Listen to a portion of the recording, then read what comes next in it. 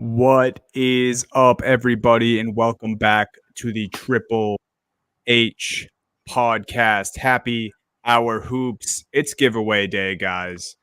It's the day you guys have all been waiting for. Some of you guys might even be tuned in just for our giveaway, just for the Game Time gift card giveaway presented by Win Streaks. Happy Hour Hoops is presented by Win Streaks, and that is what we're going to start with today because we are so excited. You guys know the deal. Happy Hour Hoops is our or Win Streaks is our presenting sponsor for Happy Hour Hoops. If you guys don't know by now, it's simple. You pick teams to win games, accumulate points, and then win cash prizes. Win Streaks is 100% free to play. You can make up to 5 picks per day across all sports, NBA, NFL, NHL. College hoops is in the thick of it right now, so I've been doing a lot of that on Win Streaks. The contest runs every week from Monday to Sunday. Use our code HHH when you sign up. And for those people who have been doing that over the last few shows, we have a wheel for you to select the Game Time gift card winner. And Jake is going to reveal that now. If you're watching on YouTube, you can see it's spinning, folks. The suspense is crazy.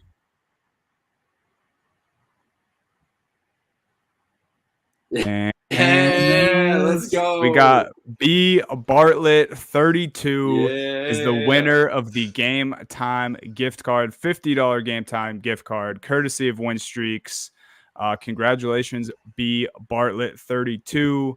Win Streaks will send that over to you in the next day or two. Very exciting stuff. Love starting the show with Win Streaks. Love starting the show with a little giveaway. But we can start the real basketball talk with a trade that happened on a Wednesday.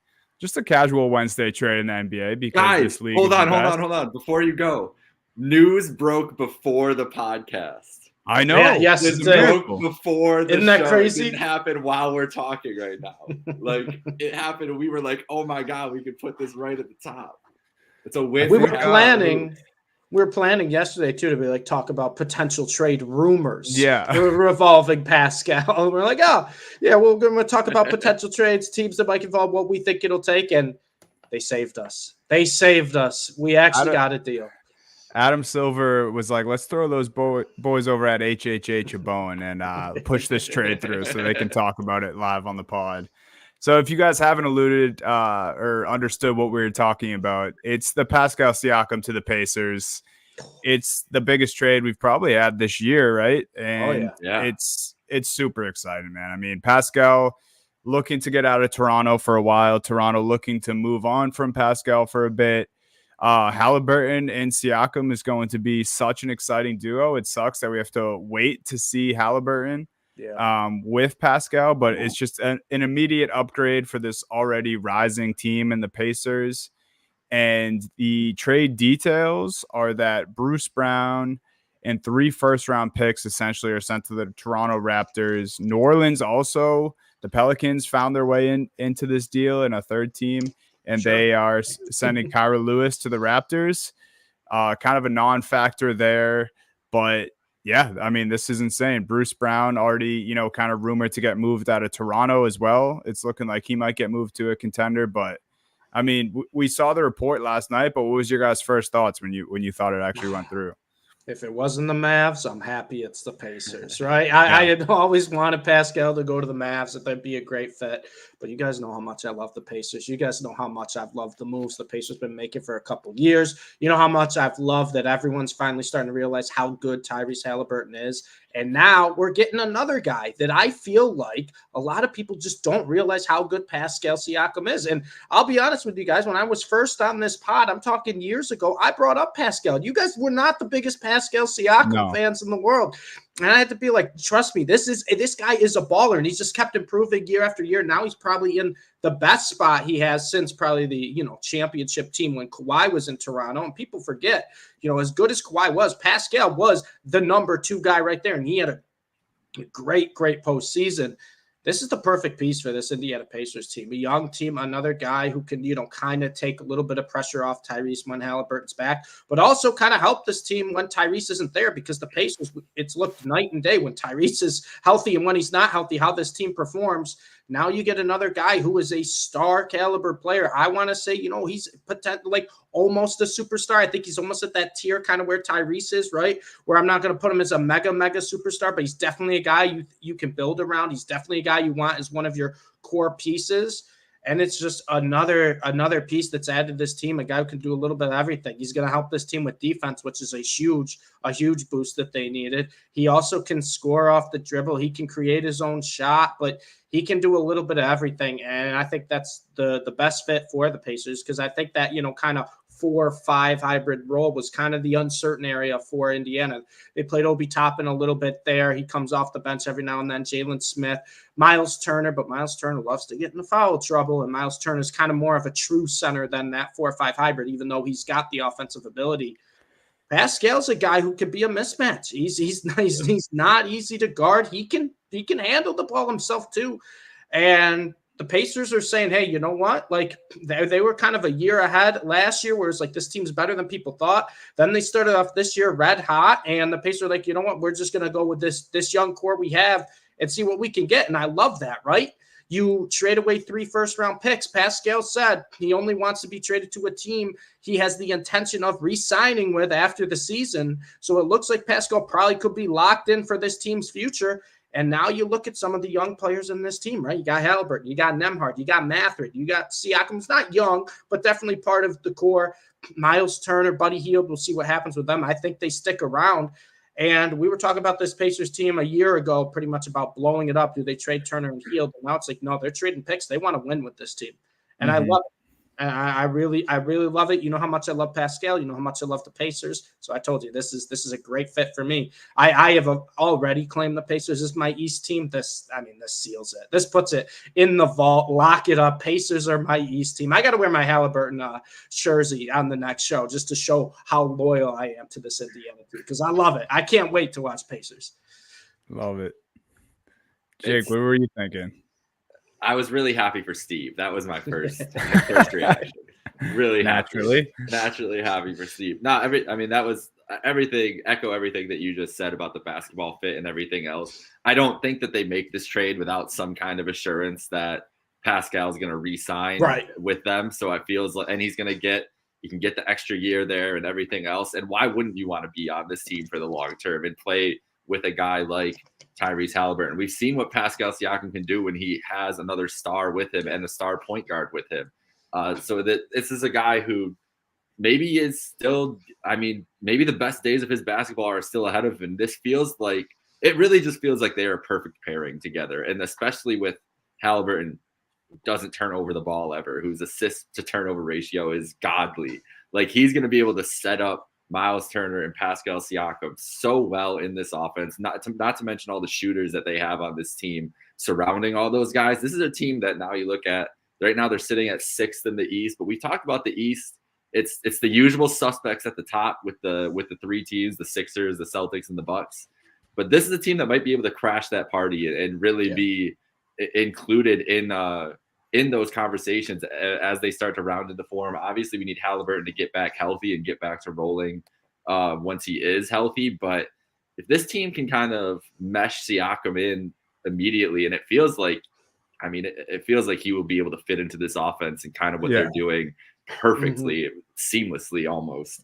That's a dangerous team, and a team that, Dunny, I'm sure you don't want to see in the second round of the playoffs this year. I don't think any of those other teams would want to see in the second round of the playoffs because of the pace that they play at, and now the fact that they have 2 guys. And Siakam, one of the things that, and I don't remember if you just mentioned this, Steve, but Siakam's a good playmaker too. Like, this is a guy who can do everything on the court. He's going to help them defensively. He's going to score at a high clip, probably one of the highest clips of his career, I imagine, playing with Halliburton, a guy who is an incredibly willing passer. Halliburton's scoring numbers might drop, but he might be the assist numbers are going to be crazy. He could have the triple-double numbers are going to be crazy. Yeah, it's going to be nuts for this team. So yeah, it's a huge win for the Pacers. For the Raptors side, it's an interesting deal because maybe we'll see what like you mentioned, Bruce Brown potentially getting moved to a contender. So maybe they just gather up. Maybe they're just in gathering picks mode.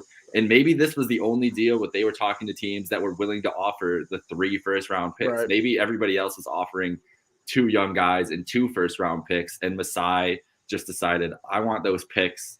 I want to be loaded up. I want a war chest of assets. And they'll have that after this and a Bruce Brown trade, because Bruce Brown, that was my first thought. And I'm glad that you mentioned that he's going to potentially get moved to a contender, because I just felt bad for him. Like, he felt like a great fit for this Pacers team, but it feels like a guy who should be on a contending team this year. But that's another guy who can get you another first-round pick, you know, and a young guy too. So the Raptors really looking to blow it up, really looking to kind of start accumulating those assets and build around Scotty Barnes.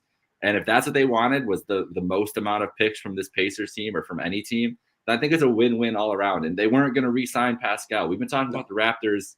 Even last year, we were surprised that Fred VanVleet stuck around and that they were continuing going on with this core. But now they move OG, they move Pascal. It's fine. It's a new era for the Raptors. And I'm kind of excited to see what we've heard about how great of a GM Masai is. And he pulled off the Kawhi deal, won the title and everything else. Well, now it's a real rebuild.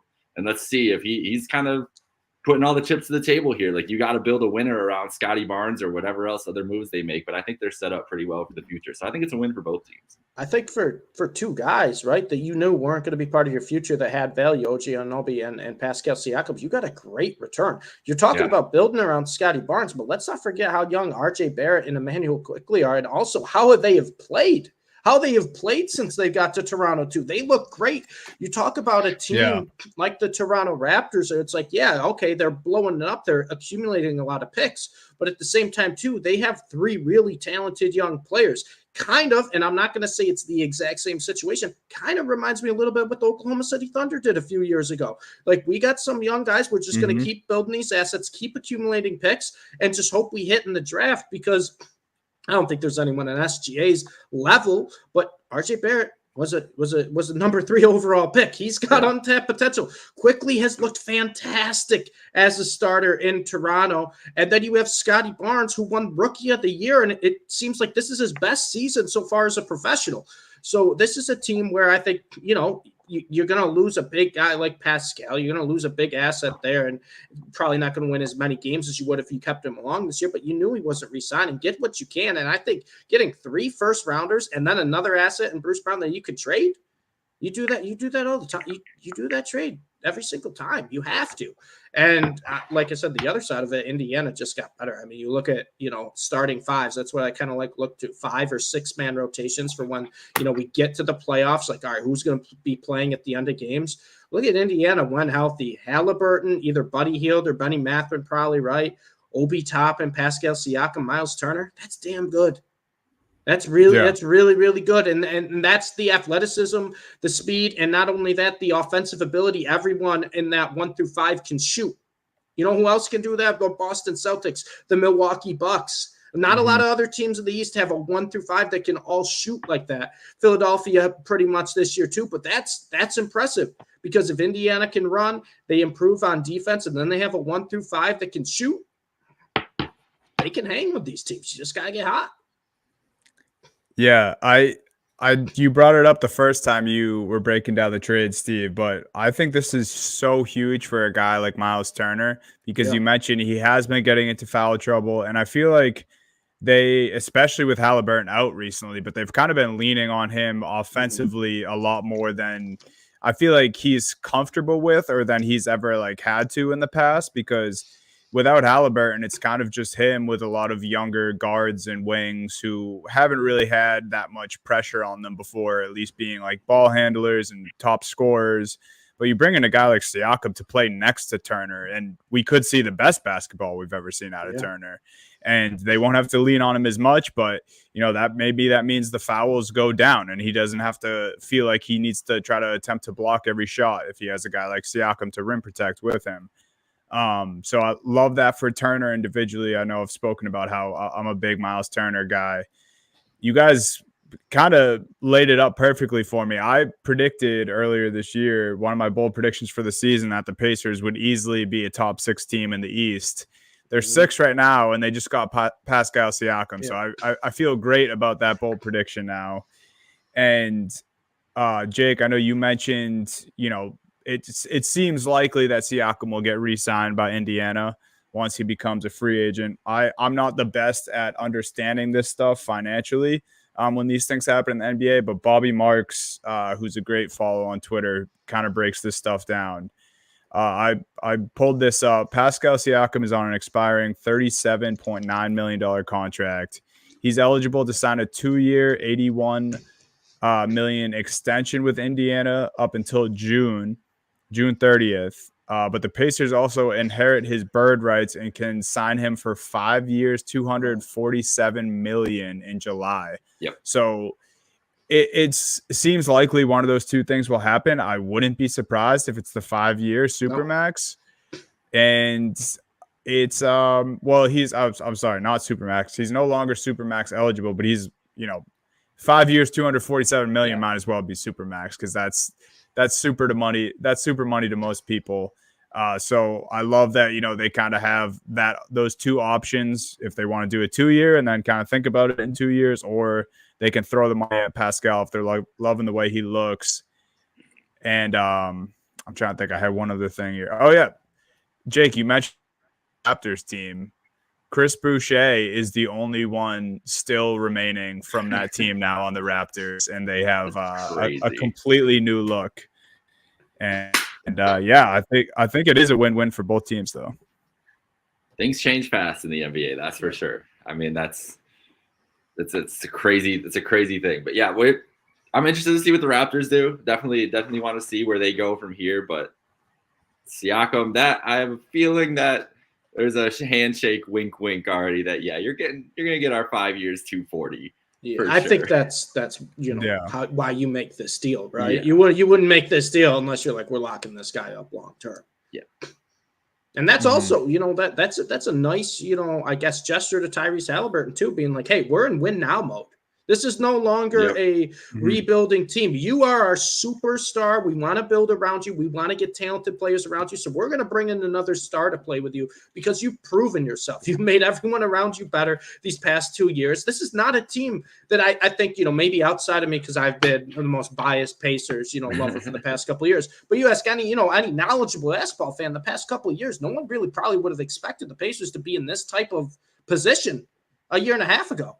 Where it's like, they're trading for a star because they want to win now. They're ready to trade away future draft picks because they think we have a team that's going to be competitive enough to at least make runs or to get new players, to at least be, competitive in the playoffs, trying to make a run every single year. That's a big win for Pacers. That's a big win. Yeah. Huge. Yeah, you got to be feeling good if you're a Indiana basketball fan. So I'm just excited to see Pascal for the first time in blue and yellow, and excited for Hallie to get back and see those two in action. We can roll on to the rest of the news here. None as exciting as that. We had to open with the big trade, but we did have Embiid and the Joker go at it last night. Embiid getting the best of Jokic this time. And then did we have Troel Embiid? Was he trolling last night at the end of the game when he told the reporter that he went up to the Joker and told Jokic that he was the best player in the league? Embiid's giving that credit to Joker after he dropped a 40-point double-double and secured the win. Let me ask you guys, was this Troel Embiid? Was he trolling, or is this JoJo showing his respects? I think it's a mix. I truly believe with Embiid that it's like, I think he thinks he's the best player in the league now, right? He got his MVP finally. He's playing like the MVP once again. But he's also saying like this guy is too. And I think it's Embiid kind of saying that like we are the two best players in the league right now. Like obviously, you have the face of basketball still. LeBron James is there. There's a lot of exciting players in the league as well. Giannis, Tatum, Luka, etc., Durant. But right now, I mean, you look at the past 3-4 years, it's been Embiid and Jokic who have just put up the numbers every single year. Now Embiid's got the team success to go with it too. And I think it's just him just kind of saying something like, yeah, you know what? This is a little bit of a rivalry right now between me and Jokic. I'll give him his respect. I'll call him the best player, but we know who the best player is this year. Like in his head, he knows who the best player is, but he's going to bring it up because he wants people talking about it, I think. And you know what? Last night, Embiid was better than Jokic. So what was it? 41, 7, and 10. I mean, that's the thing that has been blown my mind this year with Embiid. His playmaking ability is unbelievable. Yeah, we talked about it a couple weeks ago. Man. Unbelievable. It seems like it literally gets better every game. And every game. The one-handed passes he does now. I mean, he's just such a big body. It's crazy. He holds the ball up, and he just has the court vision now. I mean, it's crazy that I'm saying this, but Embiid is turning into Shaquille O'Neal if he could shoot. And like if he had, that playmaking ability, which Shaq wasn't like free throws, but it's just like it's crazy how talented Embiid is, and to me, it's one of those things where I think not got a bad rap, but he had a lot of tough situations in Philly so far in his career, and now it feels like he's playing freely. He likes this team, everyone's buying in, and it's hard to argue now that there's a better basketball player right now in the NBA than Embiid. It really is. The one thing I will mention on this, because you made a lot of great points there about Embiid and his playmaking, and I don't think there's a more skilled player in the league for the size he is, and like you guys saying, the playmaking ability, which I think Nick Nurse really has tapped into that playmate and been and empowered Embiid. Absolutely. Like there's so much that I want to give credit to this Sixers team, to Nick Nurse. Like this is what they should have always been, honestly. But the thing I will have to say is they did it, and during the broadcast last night, Adam Lefkoe comes on. It's in the second quarter. He does his whatever DraftKings or FanDuel segment, and then he always asks the question to the commentators. He asked Stan Van, he's like, hey, who would you rather have, Joel Embiid or Jokic? And Stan Van took Jokic right away, and he's like, and I have to say that he has performed better in the playoffs. And that's really what it comes down to for Embiid. If you're 41, 10, and 7, sure, do it in January, January 17th against Jokic and give Jokic that credence, even if you really think you're the best player in the league. But you're not going to be maybe that's why I think he was serious, because Embiid knows that he's not going to get judged on what he's doing now against Jokic. Right. It's going to be what he does in April, May, and June when he faces the Boston Celtics and the Milwaukee Bucks. And then if they maybe can get past those teams, whoever they would face in the NBA Finals. That's what Embiid, that's what we're talking about with his legacy at this point. He's going to go down as one of the best players of this generation, one of the best centers of all time. Oh, yeah. But is he going to be like, a guy that we talk about, like Charles Barkley, who was super talented but never got the ring? Like, I don't know if that's the case. I think Doc Rivers held them back a lot, and I'm interested to see what this team will look like in the playoff, because I think they'll be more mentally strong. And especially without James Harden, how we all feel about that too, and him not infecting that team when it comes to a playoff thing. But that's all it is for me with Embiid at this point. I think he's the most, if not one of the most talented players in the league. But he knows he has to deliver when it counts late in the season, and it's not just like a mental thing with him. It's also his body breaking down. Like he gets tired, he wears down a lot throughout the year. We talked about it last week with him. Maybe he could be MVP, but he might not reach that 65 game mark. There's a lot of guys that the awards, once we get to the end of the year and all NBA teams could look kind of crazy with that 65 game rule. But that's what it comes down to for me. Like, I'm still going to give it to Joker because we just saw what he did, the last couple of years, and especially last year. Well, it's crazy, right? Embiid wins the MVP. Joker's like, all right, I'll just win the finals and the finals MVP. You can have your regular season award. I won 2 of those. I'll just win the finals this year. But I think you're right? I think until Embiid wins the finals, you could still always argue, like, I'd just rather have Joker. And I think I would too. But Embiid's impressed me a lot. I will say that. Before, I didn't think it was that close. It's a lot closer than I think I gave it, credit to it for last year.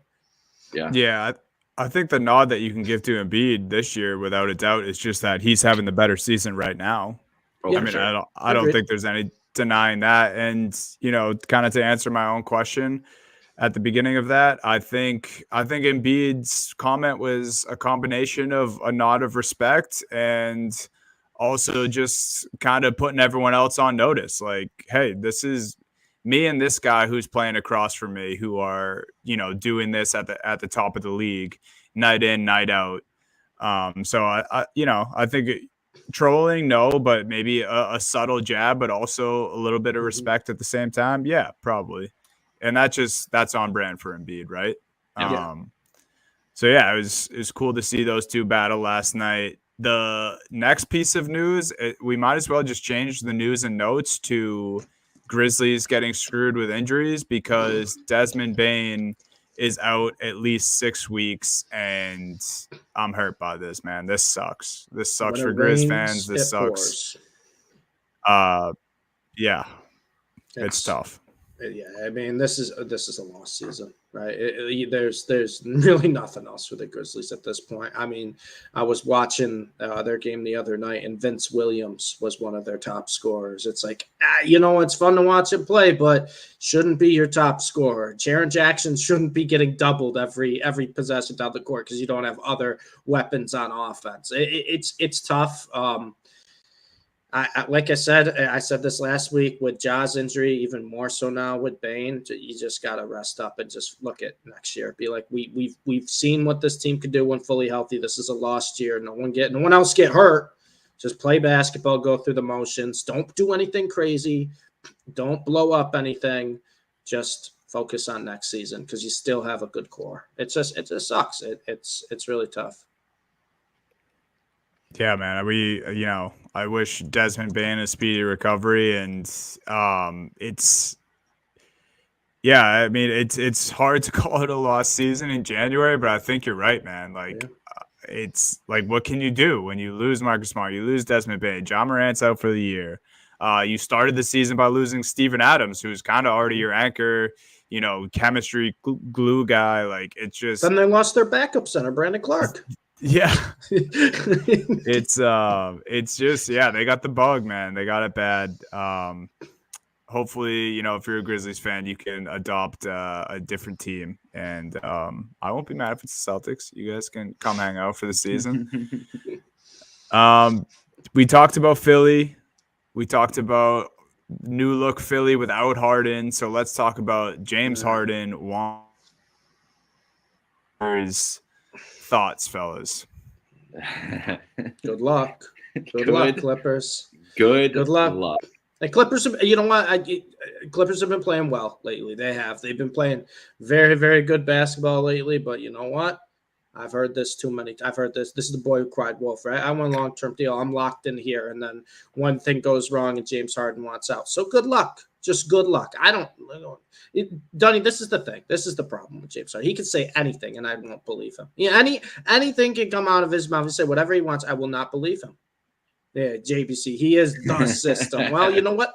The system likes a new home every 5 or 6 months, it feels like. So I don't know. If he likes it there, sure, whatever. But I don't trust him. I don't believe him. Do you believe him that he truly wants a long-term deal? I think he wants a long-term deal, but he's 34 years old, guys. Do you want to see James Harden getting paid? Like, if you're the Clippers, are you really wanting to pay 37-year-old James Harden $60 million a year? 34 years old James Harden. No, that's what it comes down to. And I think they're going to do it because did you guys see the clips yesterday of Steve Ballmer and the Intuit Dome and the wall that they're and everything? Like, they're going all out with this the Clippers arena and trying to make the Clippers in Inglewood like a thing. And I guess having James Harden will help that, but it really is. It just all going to depend on what they do in April, because like if James disappears again and Paul George disappears again and Kawhi's good, but like Kawhi, who knows what kind of health he's going to be in by the end of the season. You got Anthony Edwards out there chirping him while he's on the field, calling him old ass Kawhi Leonard, which is just not great vibes for that. Like, it really depends on what this team does later in the season and in the playoffs. And I hate to just keep bringing it back up to them, but with James Harden, that's the only thing you can mention. Like, if you didn't mention the playoffs, James Harden's one of the best players we've ever seen, like, in our lives. But that's the thing that he carries around with him. Yeah. And I think, I see why the Clippers will do it, and they probably will offer him the deal. But man, a 37-year-old, $60 million James Harden just doesn't sound like how I would build my team. Not even on 2K would I make a deal like that. Like, I don't know if there's a world where I would think that that's a good idea, but it's interesting to think about, like, what the Clippers, like, with an aging core, like how well do you think you can really do? Like, how far do you think you can really go with this team and with James Harden as the system? That's part of the system. I don't want it to be part of the system, but I mean, like I said, I don't believe a word out of his mouth, and I can't trust him. So it's like, why would you trust him long term at that point, right? Like look at his track record, Jake. It doesn't, like, he's 30. You said he's 34 years old, but look at his track record. Does it give you any type of confidence that it's like, oh, if we get this guy a long term deal, he's going to stick around or he's going to buy in for however many years we sign him for? Absolutely not. Nope. And, you know, it's one of those things, like, the Clippers are winning games right now. They look fantastic. They're playing great. They're flying up the Western Conference standings. I believe they're in 4th place now, only 2.5 games back of the Timberwolves. What happens when maybe Kawhi gets hurt? He's out for a few games. And maybe the Clippers lose 5 or 6. What's the attitude like then, James Harden? Do you still want to be like a long-term deal? Because I don't know with this guy. I really don't. And and if I'm the Clippers, I'm a team that is just on paper has been one of the best teams in the league for 3-4 years now. On paper. And you just can't get it done. You can't get it done. You keep falling short. It's like, you really think signing James Harden long-term is going to be the way to do it? And on top of that, there's something that we haven't mentioned even about this, is that James Harden is right in line with a lot of guys in their contract years, where we see guys in contract years ball out, they play nice, they do all these things, they try to get the big contract. What does James Harden look like? Is he going to show up in shape, ready to go next year? If they like, do you really think that they could count on that? Like, the best version of James, like, this is probably the best version of James Harden you're ever getting. So to pay him is really paying for past performance. Like, and he's also past his prime. That exactly. He's way past his prime. I don't understand how you could give him 5 years. It's not getting any better. I don't. But who's gonna give him 5 years? That's what the interesting thing about the report is. It's like, yeah, of course James wants to stay there long term and get 5 years. Yeah, I'm sure he does. I would give him 2 and an option. Like, and that's all you could. That's the most I would give him. Yeah. Like, extend him into age 36 and see what he looks like then. This is not a guy who's coming to the year in shape, and it's not like, when you start getting up there in age, it's harder to play yourself in shape and harder to just acclimate yourself as the season goes on. And it's not like they have young guys to carry them. Like Paul George is aging. Kawhi, like, I don't know what their ages are. I'm going to get that up quick, but it's like, this is one of the older cores in the league. Paul George is 33 himself. Exactly. I mean, and Kawhi, like, I think he's 33 too, 32 years old. Yeah. Like, that's not usually what you build around, is 3 guys and going into their mid-30s. So it's kind of a win now move. So to give him 5 years would be crazy. So it's probably some PR from Harden's side, being like, I'm just happy, give me the money. Like, and it is convenient. Yeah, but I don't trust that. That's the thing. I don't trust it. You shouldn't. And I think the timing is extremely convenient that it happened on the day that they announced the dome, like the dome, Intuit Dome progress, and showed all the things and everything. Like, yeah, James, like, yeah, that sounds good. I'll be the name that you can throw up there and be on the poster on the big thing. Yeah. But yeah, I think that's it for big game James. The next biggest thing we got to talk about here is the Phoenix Suns last night. Bro. The Suns last night go on a 32-8 run in like 8 minutes or something, 8 or 9 minutes. Come back from down 22, end up beating the Kings. And this is with the big 3 finally together on the court. We've seen them a couple times, but this is wasn't really even the big 3 though. Why they won? It was Grayson Allen. I know. Well, yeah, it was Grayson Allen. He had 9 threes. 9 threes. He had 29 points, and really carried them through that thing. But to see that team, like, we haven't really been able to see them fully weaponized and see them at their full potential. And I think that's a great point by you, because their full potential is you have to pay so much attention to these 3 guys that a guy like Grayson Allen can have so much freedom and go off on this team. But even if not, like, this team to be able to go on that run in that amount of time is something I don't think I've seen that in recent, like the Warriors in the 2016 Warriors are like the only team I could think of that could go on a scoring run like that. And the craziest part about it is Grayson Allen led the team in field goal attempts, right? That's the crazy part. You got Bradley Beal,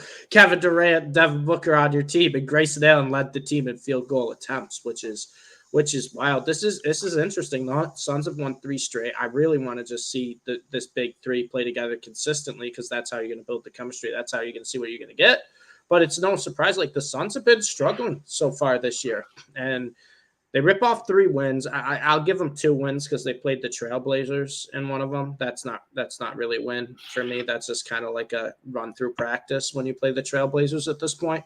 But they're finally starting to string together some wins. They're finally starting to get themselves back into a playoff position. I just want to see more of it, Jake. I just want to see more of these guys playing together, because it doesn't feel like Booker hasn't had his best season. Durant was great when everyone's out, and now it feels like he's being a little more passive, a little more conservative, and it's like I feel like KD's got to be the one to step up of these big 3 guys. But we'll see. I just want to see them healthy. I just want to see them play together, because I still think that the Phoenix Suns are one of the most dangerous teams in the West if they're fully healthy going into the playoffs. And I don't think you can't argue that. I don't think you can argue that the Suns are no one would want to face the Suns. No top seed, even if they had home court advantage, would want to face the Phoenix Suns. Portland catching strays, they deserve it, JBC. Yeah, they deserve have been absolutely terrible. They deserve every straight. But yeah, the Phoenix Suns, I mean, they won 3 straight. They're finally starting to click, but we'll see. We'll see. We shall see. They're the most interesting team, I think, to me in the second half of this year, because if they're finally healthy and trying to get their chemistry, like their journey to being a contender and seeing where they end up in this really a wide open Western Conference right now. Like if you look at that West standings, it's a lot close. Of good teams. Yeah, like there's 5 games between 1 and 7 right now, I think, or 1 and 6. 1 and 7, 5.5. Phoenix Suns are the 8th seed right now, 6.5 back. I mean, how high do you think they can climb? They could climb to the top 3. Yeah, 100%. And it's going to be a great playoffs to see like how these teams match up with each other and everything else. And the matchups are really going to be how the Western side of the bracket breaks out is really going to be dependent on matchups, which is kind of how it was last year. With the Lakers making their run, it was really dependent on them, getting the Warriors and just being a bad matchup for that Warriors team. So we'll see what the Suns do. But the Suns are at full strength. I don't know. I think maybe the Nuggets can give them trouble, but I feel like they're going to be favored in a lot of those series. Like the Thunder too. Don't get me wrong. The Thunder have been. You think the Suns would be favored over the Thunder? That's what I mean. I don't. If the tough. Thunder's like 3 seed, Suns 6 seed, then you think with home court, Suns would be favored to win the series? I don't think they'd be favored against the Nuggets. I think they'd be favored against Minnesota, but I don't know. The Minnesota thing when it comes to like playoff time and their series prices and everything's going to be really interesting because the Gobert factor, the Gobert playoff factor is real, and we've seen it happen before with these teams. And this is a better team than he's ever been on. I think that's completely fair to say with the way that they're playing this year. But yeah, I don't know. The Thunder series is interesting though because you have the KD back in OKC thing where it's. I'd also love to see Clippers Suns first round. Oh. That would be a fun one because potentially you're taking out one of the teams that I think coming into the season people said probably one of the best teams in the West. Yeah, top 2 or 3. So I don't know. It's gonna be a good time. Dunny, are you here? Can you hear us? Oh, looks like he's back. He looks good. Back. He looks back. Great. He's looking good. The goatee and the beard's looking good. He's got the UNC hat going, but we'll try to get Dunny back in here. We might have a draft here at the end. We might not. We'll see what happens. But let's go to got Draymond. That Portland Trailblazers internet, man. He's got that Portland Trailblazers internet. Listen, the weather in the world, right? The weather in the Northeast and the Midwest right now is brutal. So I can't imagine that the internet is working with anybody. It's been a mess. It's currently it's a balmy 17 degrees today in Chicago, which is the warmest day we've had in the last 5 days. Might as well go out and tan after that. I thought about it. I'm not gonna lie. I know back home in Western New York, it's only expected. I think my brother texted me that there's 1 to 3 feet expected in South Buffalo tonight. So we're gonna get ahead again. Yeah, just nice. Whatever. Winter is dumping on us, but we're here to enjoy some hoops. The Draymond is back. We were right. We said that we expected him to be back by MLK Day, and he played that game on Monday, making his return. He addressed some trade rumors, said he isn't worrying about thinking about himself in trade rumors. He brought it up on his show last night. But this is a Warriors team in disarray right now still. Like, they're still trying to find themselves, still trying to figure it out. Do you think Draymond will get moved, or do you think that Steph is really the reason Draymond's still on this team? I don't think he gets moved. I'll be honest. And I said this before, too, in the offseason. I don't think Draymond's ever going to get traded from this Warriors team. I feel like Steph Curry and Draymond Green are going to be the two that just retire Warriors. They're just going to go down with the ship. And it's one of those things where I don't think, A, either of them would want to leave, right? And B, I also don't think that it would kind of be fair to either of them after everything they've done. In my mind, with Draymond, I know there's a lot off the court and everything, but when we go back and we think of this Warriors dynasty, you think Steph Curry, you think Draymond Green, you think Klay Thompson, right? Obviously, Durant had his moment in there, Iguodala, but I think Klay is number 3, in order when you think of this Warriors dynasty team. I really do think of Steph and Draymond. If we're gonna go back, talk about this Warriors team, and Steph loves Draymond. Draymond loves Steph. They love the Warriors, and it's one of those things. I just think the Warriors, they're gonna see if these pieces work. If not, they're just gonna ride out their careers, plug in some other guys. And the Warriors have players on their team. They're not the worst team in the league. They're not a laughing stock. They're not as good as they should be, but Draymond's back. He's just gonna play. He's just gonna play with the Warriors. I don't think he gets traded at all. I really don't. I would be more shocked Draymond gets traded than Klay Thompson.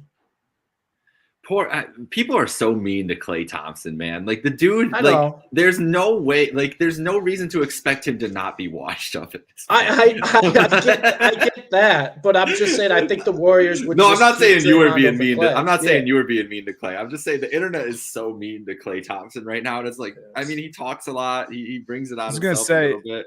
He did say it was also going to be his best season yet. He does. Yeah, he does deserve some of it. But you have to, when you know you're washed, the only way to be good is if you have extreme self-belief, which is something that Klay Thompson has always had, is belief in his skills. But yeah, he has brought it on himself a lot. He's talked a lot of shit over the years.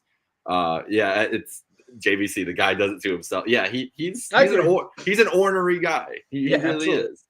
But yeah, I'm with you. I think Draymond is, if I'm thinking the Warriors, it's going to be Steph and Draymond, and then Klay is as the third banana with that team, because I don't think this team will be able to do what they've done without Draymond's unique skill set. And then we're obviously going to mention all the antics and everything else as the story of Draymond. The story of Draymond, once they're all retired and we get all the real stories afterwards, and Draymond unleashed, and then other people unleashed about Draymond, going to be one of the most. Be talking so much when I can't wait, bro.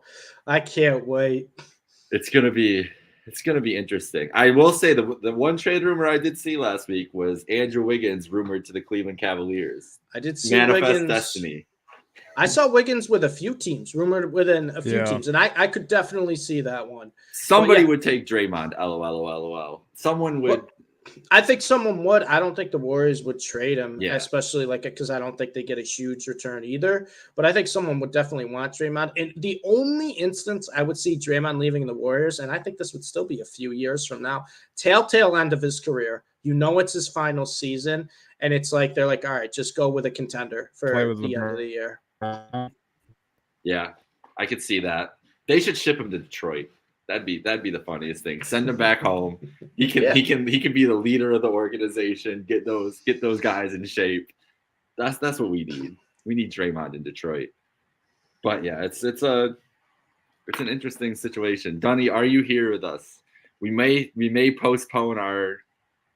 Donnie got the internet working for a minute to come and say a comment about the Warriors, and now he's back out. We're hoping he can come back, but like I said, Donnie's got that Trailblazers internet, man. It's tough. It is. Listen, it's been a week. It's been a week here for the Happy Hour Hoops podcast with Donnie's internet. I am currently without a phone. Steve is buried in snow globe right now. Yeah, we're powering through though. That's what it is in the new year here, powering through. There's some fun games coming up tonight. Let's touch on that. We'll give Dunny a couple more minutes here, and then we'll head out if we can't get him back in. There's a couple fun games tonight. The Cavs hosting the Bucks. Interesting matchup. Your Mavericks playing the Lakers, the Los Angeles Lakers. Yeah, an early start in LA. Luka's a game time decision. I'm checking to see right now if there's any news because we'll see. I would love to see Luka play. Is he confirmed out now? Still questionable. Still questionable versus the Lakers right now. Okay, game time decision. Yeah, game time decision. Still questionable. And so is LeBron and Anthony Davis, which that doesn't. They're always questionable. They have never not been questionable in the past 3 years before a Lakers game. It's always questionable. You check. I'm not kidding. I'm not kidding, Jake. You check the injury report every single time before the Lakers play. Anthony Davis, LeBron, questionable. They're playing. They're gonna be playing the game, just questionable. It is like clockwork. Absurd. It is like clockwork. So yeah, we'll see if here's the thing: is the NBA likes to have their stars play, and these Wednesday ABC games are new this year. Trying to get that doubleheader broadcast, so I'd be hard pressed to not see them. But it's gonna be an interesting night of hoops. We've got also on the docket the Boston Celtics, Wemby's first trip to Boston. That'll be interesting to see. The Rockets and Knicks should be a fun. That's a fun game, Yeah, I think that'll be a fun one. And then Heat Raptors is another one. I've just been enjoying watching this new Raptors team. Now to see them without Pascal will be a little different, but I'm excited to watch this new Raptors team. I've liked watching Barrett and Quickly play. So Heat Raptors is always going to be a fun one. And then I think these are the two coldest teams I've ever seen. Nets Trailblazers. Nets Trailblazers is the nightcap. That's what we get. And it looks like the Jazz game got postponed. Yeah, just saw that. Yeah, Jazz Warriors I think that's due to some believe they're having some weather out there in Utah too. Yeah, probably weather. I would have guessed maybe an illness, but Gobert's no longer on the Jazz. So I'm assuming it's probably going to be weather related. Magic Hawks too, kind of a sneaky game. Hawks, hey, if you're checking out the Win Streaks app right now, you get more points taking the Magic. Better record. Hawks are the favorite team, but the Orlando Magic, man, they keep winning these road games that they shouldn't win. So the Magic have been such a fun team. I think the Magic, in my personal opinion, are probably the biggest surprise team so far this year in a positive way, where I thought that they would be improved. I didn't think they'd be a playoff team that's, playing well against other good teams in their conference. So Magic Hawks, another fun one, And JBC did put in the comments here. That's right. The sending prayers to the Golden State Warriors with their coach who's hospitalized. Oh, that's now. right. That's right. That's so that's right. why. That's probably why. Yeah. So we're sending our best wishes to there, but that makes complete sense. No need to play a basketball game in that scenario. Yeah, that makes sense why it's postponed. But yeah, there's a lot of great games on the bottom. We have LOL is very upset that we're not giving the Nets their respect here. Now, thoughts on Cam's shot at the end of the game the other day? I mean, hey, he's a walking bucket, bro. He's going to shoot one way or another. He's going to shoot. No, but the Nets have been, they've been ice cold lately. Nets started off great, and then, I don't know. They kind of fall apart. I wish they'd start Cam Thomas. LOL. I wish they'd start Cam. I'm tired of Cam Thomas coming off the bench. I'm tired. It's the same thing that happened with the Pacers with Mathurin last year, where they'd be down 15 in the first quarter, midway through the first quarter. Mathurin would come off the bench. Same thing this year. Cam Thomas comes off the bench, scores 10 points. Next thing you know, you got a 5-6 point game. Just start the guy. I know his defense isn't the best, but start him. I love Mikal Bridges, too. You're trying to call me out. I don't love Mikal Bridges. We love Mikal Bridges. Yeah. But, the Nets need more. And I like Nick Claxton, too. I like the play. It's just not working. It really just isn't working for the Brooklyn Nets. And it's tough because I thought this Nets would be a sneaky playoff team. They started off the year all right, but it just feels like they have no identity. Yeah. Maybe they're waiting for the return of Ben Simmons. Maybe. Oh, my God. maybe the return. Ben Simmons played as much basketball as he put in time to return hype video, Bro, he'd be one of the best players in the league. Did I send you one of the best tweets I saw was I forget, it was some meme basketball account. And they see Ben Simmons with the return. It's like all this guy does is return. He does nothing else but return. But the Nets need some kind of spark. They do. Defense is falling apart, and that's we're at that an time area of the year where Ben Simmons helps. Yeah, so. we're at that time of the year where teams they're real either they hate each other or they're feeling like they're out of it, and the effort level is going to start going down and going up for these teams. I will say, I don't understand. I'm a noted Cleveland Cavaliers fan. I'm a Brooklyn Nets supporter. Obviously, my dad's a Nets fan, so those are my two teams that I follow closer than anybody else, along with LeBron and the Lakers. But what did the fans of Paris do to deserve to get Cleveland and Brooklyn last week? Because I was excited. Don't get me wrong. Like, I work from home. It was nice to have the Cavs Nets on in the background. But I'm like, why is this game overseas right now? It didn't seem fair. Like, what? Just send Wemby over. Give us Timberwolves Spurs. Give us Gobert and Wemby. What are we doing here? And if it wasn't for like a track meet in the fourth quarter where the teams didn't really care, that was one of the most boring basketball games. It was horrible. It's like 20 to like 15 or something, like 2 minutes to go in the first quarter. I'm like, what am I watching? Yeah. And it's crazy that I say this all the time, Jake, because I know you watch them as most. The Cavs just want to keep playing old school basketball. Oh my you God, look at the Nuggets Sixers game last night, 78-78 at halftime. Cavs may not get there until the fourth quarter. Yeah. They're playing a different sport. That's playing a different It's sport. a fun game to play when you're watching box scores in the night. Guess if the Cavs game is in the third quarter compared to a second quarter of another game. Because usually it's crazy. Usually you'll see like the Mavericks will have 70 points in the second quarter and the Cavs have like 66 with 2 minutes left in the third. And you're like, bro, there's happening? multiple nights where halftime scores are higher scoring than the Cavs game at the end of 3. Man, it is crazy. I was on the phone with my brother and my dad last night, and I was like, I've never disliked watching a team that I love more than I dislike watching this Cavs team. And it's not because they're bad.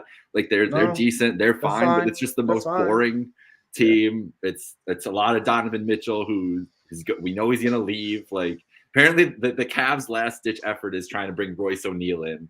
That's gonna do it. I guess homie. the little Utah Jazz chemistry there. Yeah, it's an interesting time for the Cleveland Cavaliers, but yeah, I was like, man, this is our Paris game. Like, really? It's weird that they played one game in Paris too. Like, why wouldn't you have them played 2 days? Right. Or have back to back, or have multiple teams over. Like, you got the one. I don't know. It was a weird time, but all right. Next week next week we've got a nice show. We're gonna go over our win totals draft, which I totaled up our standings. Guys, be nice to Dunny next week. He had tough internet this week. He had even tougher win totals. I'm not going to tell you which teams he took or when he took them. Just be nice next week. We will just say that it's a 2-man race between me and Steve right now. Dunny's locked in on that number 1 pick. Next he would year. need a historic turnaround. he would need more than it because his teams are the ones that are falling apart with injuries and trades too. But we'll also have the all-time point guard draft, and we're gonna put that up to the people to see who won the point guard primary draft. Position point guard. We have to build a starting 5, so it's got to kind of work chemistry wise, and you can't just have 5 shooters out there. No, you can't have 5 short guys. You'll be bullied. So it's gonna be interesting. I'm interested. Primary position point guard. We talked about this. No LeBron James. No LeBron James. No point guard LeBron. No point guard Giannis. None of these guys are just like, I want to take the ball up at the end of the court. No point guard Jokic. No point guards. Do you think that Kyrie Irving will get drafted in this? Absolutely. Oh, absolutely. Okay. Top 15 talented point guard all time. You tell me Kyrie's not there? Okay. Well, now I think we should do a 6-man too. I think we should add a 6-man in okay, there. so top 18. You're proving my point even more. Yeah. But not only that, I mean, we're talking about if we're doing just point guards, right? Defense is going to be probably the hardest. So you want to take some guys who can drive. Who's a better driving point guard than Kyrie Irving? It's tough, man. Maybe a couple. Who do you think? We don't know who the first pick's going to be. JBC said Kobe White, which he might be right. Kobe White will be on. He'll be on the board. He might not be taken, but I'll give Kobe White respect. He's been dominating this year. Been awesome. If it was, JBC, I'll give you this. If it was just this season and not all-time point guards, Kobe White might be picked. He might be picked. If it was current point guards for this season, he might be picked. What are the odds for most improved player this year? Is Kobe White running away with that? I haven't looked at it, but he's got to be up there, right? Who else would come to mind? Yeah, I'm trying to even think. I mean, maybe like Sam Merrill, of course. Sam Merrill, Halliburton, I guess could be considered. Yeah, but I hate doing most improved of a guy who's like. Okay, Maxey is the leader in the clubhouse. He's minus 220 right now, so he's cooking. Yeah. Kobe White's a plus 1900, so I mean, not who else low is odds up there at the moment. Sengun's the only one contending. Yeah. He's plus 280, and then Scotty Barnes is plus 1600. He's the third. You can't give it to Scotty. Won Rookie of the Year 2 years ago. I know. Yeah, Tyrese Maxey makes sense. He's Maxey makes sense.